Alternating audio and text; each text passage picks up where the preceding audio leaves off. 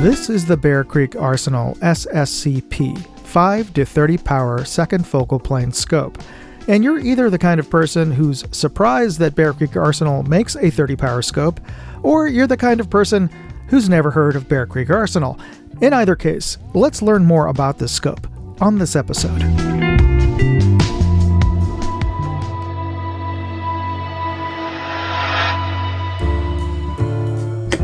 Let's skip the typical unboxing video, and let's just see what you get in the box.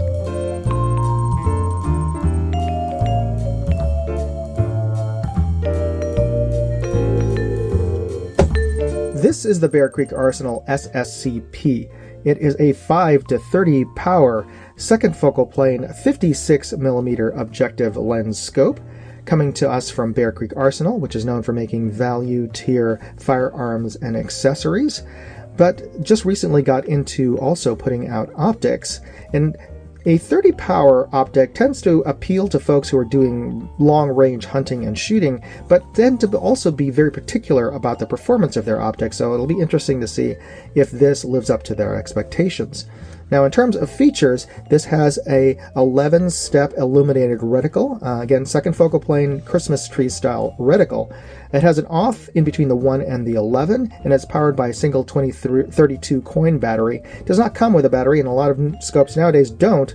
I don't know if that's because of a Department of Transportation or whatever regulation against lithium, but you'll need a 2032 coin battery, which are easy enough and inexpensive enough to get. Now, the turret is also shared by the parallax focus, which goes from 25 yards to infinity. And this turns very smoothly, by the way. Surprisingly so, and I do appreciate the fact that there's a difference in diameter of the parallax focus versus the illumination, which turns smoothly and does index, so that is good. And this helps you to differentiate the two when you're turning them, so you don't accidentally turn one when you mean to turn the other.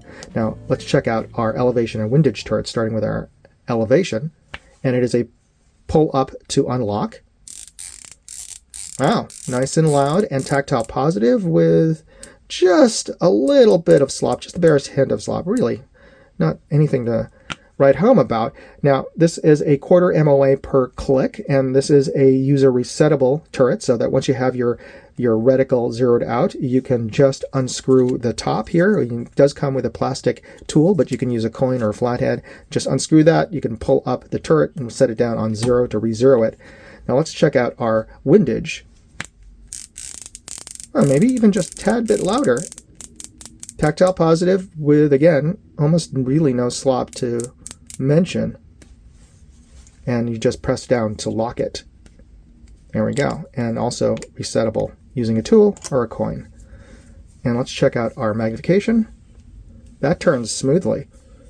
It does come with a screw and throw lever, but probably you don't even need it. All right, and our objective ocular focus diopter is really smooth as well. So overall, this hits all of the check boxes. But the important thing is, how does it look optically? And we're going to test that out outdoors next. Before we get started with the test, I'd just like to take a quick break here to talk about this episode's sponsor, Aura. For the cost of just a VPN, I'm getting a whole suite of security services, including $1 million in identity theft insurance, and they're even removing me from those damn data broker listings. Use my link, aura.com/moondog, and you can try them for 14 days, free. And if you use that link, you're helping to support this channel. You know, identity fraud is a real thing, and with AI, it's all too easy to spoof your identity. That's why you should try out Aura. All right, let's get back to the tests.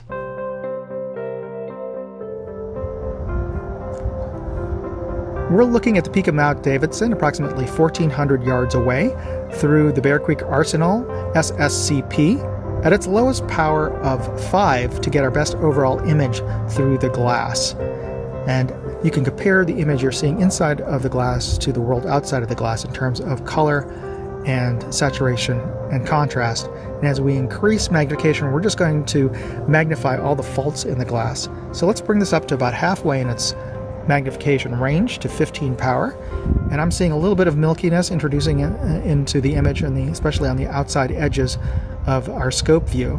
And as we bring this all the way up to its maximum of 30 power, got a lot more of a milky image, and we've lost a bit of light. There's a bit of softening around the outer edges of our scope image.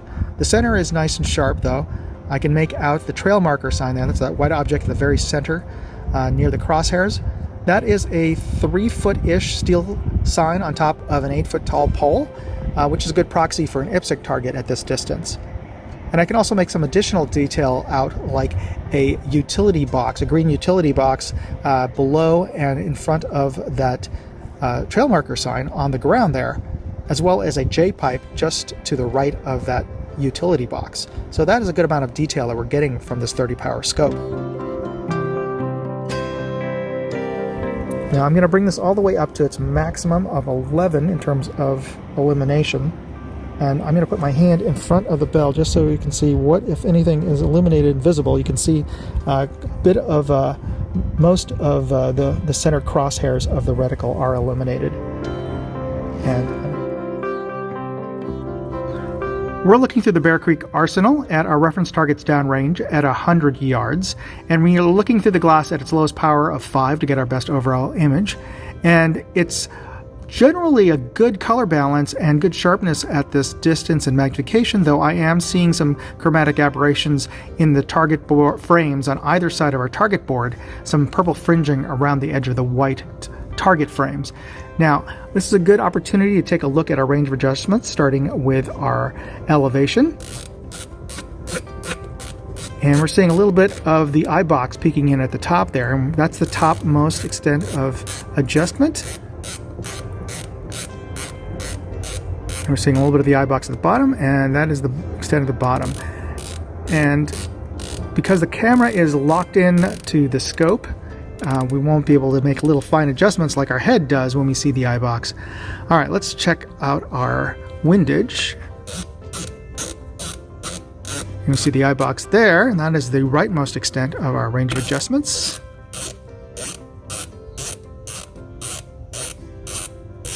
And that is the leftmost extent of our range of adjustments. So we can see that this scope has a pretty tight eye box.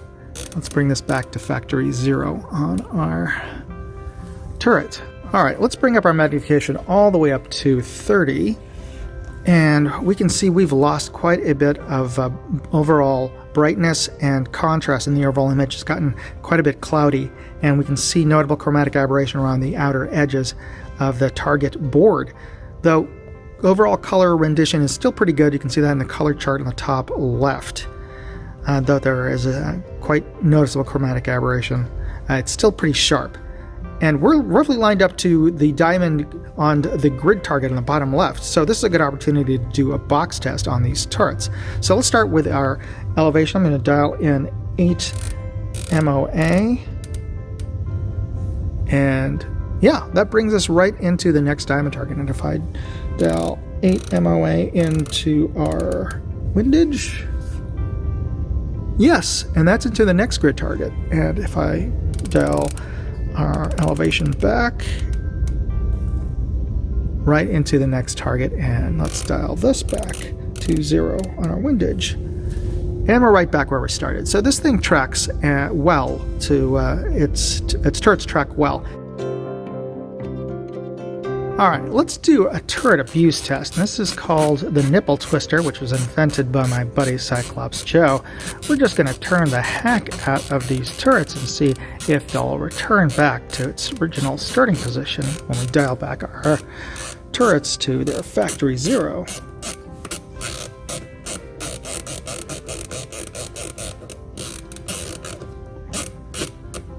All right. Let's bring these back to factory 0. And let's bring these back to factory 0. And we're right back where we started. So surprisingly, even for a budget scope, these turrets track. Alright, let's bring down our reticle so we can clear the bottom part of our reference target and take a look at the clarity and resolution. And I can easily make out bullet holes on the reactive sticker target on the bottom left, but there are 2 additional 22 caliber holes below the reactive sticker target, and I can barely see them. They're so faint. And in our resolution chart on the bottom right, I can make out both horizontal and vertical lines down to element 1 in group -1. And if on a charitable day, I'd say element 2. I'd like to thank Bear Creek Arsenal for sending out the SSCP for me to test, and I'm not afraid to admit this, I did not know they made scopes. I know Bear Creek Arsenal for making very affordable firearms and accessories, including red dots, but I didn't know they made long-range scopes, and certainly not a 30-power scope. And as far as being affordable, this has a street price under $400. Now, it's not without its compromises. I'm not going to claim this is as good as a Vortex or a Athlon or even an Arkin or Discovery Optics 30-power scope. The image on here gets rather milky past 20 power, certainly up to 30 power, and while this has sufficient eye relief, the eye box is very, very tight and unforgiving, and you do have to finesse with the focus quite a bit to get it nice, tack, and sharp. Its depth of focus is very shallow. Now, this is also a second focal plane reticle, which is not a bad thing because most bench rest and F-class shooters use second focal plane because they don't want the reticle to get super thick when you get it to its maximum, in this case 30 power. And conversely, when you bring it down to its widest, its lowest power, a first focal plane reticle will oftentimes get so thin that you can't even see it in a cluttered background. This stays nice and consistent throughout its magnification range. And for you long-range hunters, the turrets lock, and this is surprisingly light for a 30 power scope. So if you're interested in finding out more about this or even picking one up, I've got product links as well as more information in my full written review at moondogindustries.com. You'll find a link to that article in this video's description. Use the links in that article and you help support this channel. And of course, you can always help support this channel by simply hitting the like button and the subscribe button and notification bell buttons if you're not already a subscriber. It's absolutely free. They don't charge you to be a subscriber to my channel. So I appreciate you pressing those buttons and taking the time to watch this video. God bless. Moondog, out. Hey, I'd like to know what you thought of this video. Leave me a comment or chat with me on Facebook, Twitter, TikTok, MeWe, Instagram, or Locals. And if you want to see all of my videos, go to moondogindustries.com.